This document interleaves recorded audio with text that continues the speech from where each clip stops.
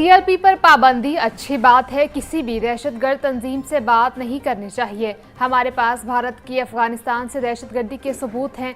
उम्मीद करता हूं पाक अफगान मुज़ाकरात नतीजा खैर साबित हों।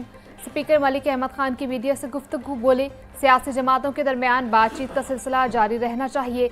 बदकिस्मती से असम्बली फॉर्म्स को एहतजाज का मरकज बना दिया गया।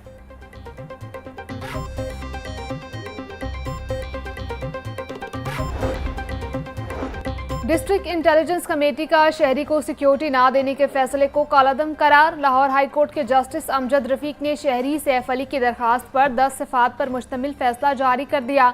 अदालत का आईजी पंजाब को दरखास्त गुजार को फौरी तौर पर पुलिस प्रोटेक्शन देने का हुक्म। पुलिस किसी शहरी को जान के खतरे की सूरत में खुद तहफ़्फ़ुज़ फराहम करने की मजाज है। जस्टिस अमजद रफीक ने नया कानूनी नुक्ता तय कर दिया।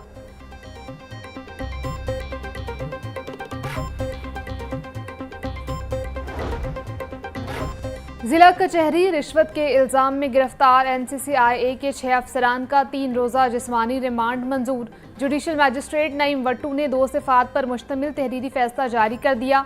फैसले में लिखा, मुल्ज़िमान से मजमूई तौर पर 4 करोड़ 25 लाख रुपए रिकवर किए गए।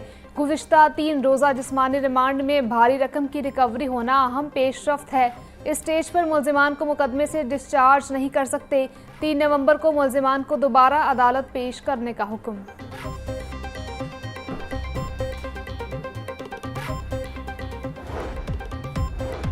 और माहौलियाती आलूदगी की रोकथाम के लिए महकमा ट्रांसपोर्ट इन एक्शन। माह अक्टूबर में खिलाफ वर्जी करने वाले ट्रांसपोर्टर्स के खिलाफ तारीख साज कार्रवाइयाँ की गई।